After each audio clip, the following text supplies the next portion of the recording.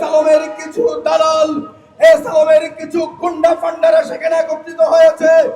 আমরা সুস্পষ্ট ভাষায় বলতে চাই, নীলক্ষেতের আইনি বুকে ধারণ করে ইসলামী ব্যাংকের কোন আপনারা কর্মচারী নিজেদেরকে পরিচয় দিয়ে যদি ঢাকার বুকে কোথাও আপনাদেরকে পাওয়া যায়, নিশ্চিত থাকুন ঢাকার মানুষ, ঢাকার গ্রাহকরা আপনাদেরকে টাঙিয়ে রাখবেন ইনশাআল্লাহ। যতদিন পর্যন্ত আমাদের আন্দোলন সফল না হবে, যতদিন পর্যন্ত 7 দফা বাস্তবায়ন না হবে, ততদিন পর্যন্ত আমাদের সাথে আপনারা আন্দোলন অব্যাহত রাখবেন ইনশাআল্লাহ। যারা জনগণের কষ্টার্জিত অর্থ লুণ্ঠন করে দেশের ব্যাংকিং খাতকে বিপর্যস্ত করেছে, তাদের বিচারের জন্য বিশেষ ট্রাইব্যুনাল গঠন করতে হবে।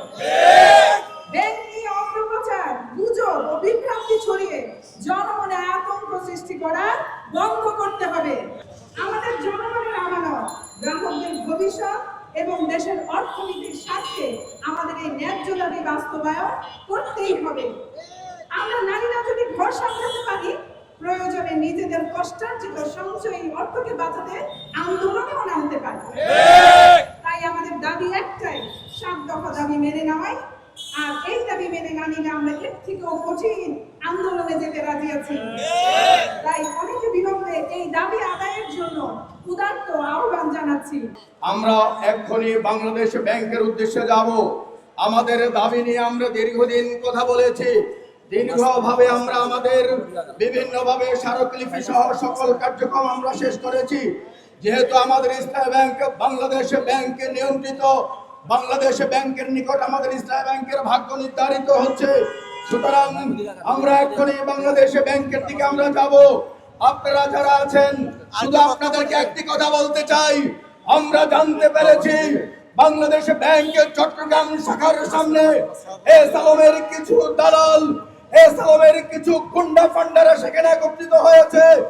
আমরা সুস্পষ্ট ভাষায় বলতে চাই, নীলক্ষেতের আইনি বুকে ধারণ করে ইসলামী ব্যাংকের কোন আপনারা কর্মচারী নিজেদেরকে পরিচয় দিয়ে যদি ঢাকার বুকে কোথাও আপনাদেরকে পাওয়া যায়, নিশ্চিত থাকুন ঢাকার মানুষ, ঢাকার গ্রাহকরা আপনাদেরকে টাঙিয়ে রাখবেন ইনশাআল্লাহ।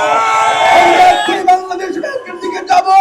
আমাদের দাবি না আদায় হওয়া পর্যন্ত আমরা সেখানে অবস্থান করব এবং আমরা চাচ্ছি, আমরা আশা করছি স্বল্প সময়ের ব্যবধানে আমরা আমাদের দাবিকে পুনঃপ্রতিষ্ঠিত করেই আমরা সেখান থেকে ফিরবো ইনশাআল্লাহ। আসুন এখন স্লোগান হবে। ইসলামী ব্যাংকের মহিলা গ্রাহকদের প্রতিনিধিরাও আমাদের সাথে একাত্মতা ঘোষণা করে এখানে উপস্থিত হয়েছেন। আমরা পুরুষ গ্রাহকদের পক্ষ থেকে আমাদের বোন, আমাদের মা, আমাদের মহিলা গ্রাহকদেরকে আন্তরিকভাবে ধন্যবাদ জানাচ্ছি এবং সাথে সাথে উদাত্ত আহ্বান জানাচ্ছি, সম্মানিত মা এবং বোনেরা, যতদিন পর্যন্ত আমাদের আন্দোলন সফল না হবে, যতদিন পর্যন্ত 7 দফা বাস্তবায়ন না হবে, ততদিন পর্যন্ত আমাদের সাথে আপনারা আন্দোলন অব্যাহত রাখবেন ইনশাআল্লাহ।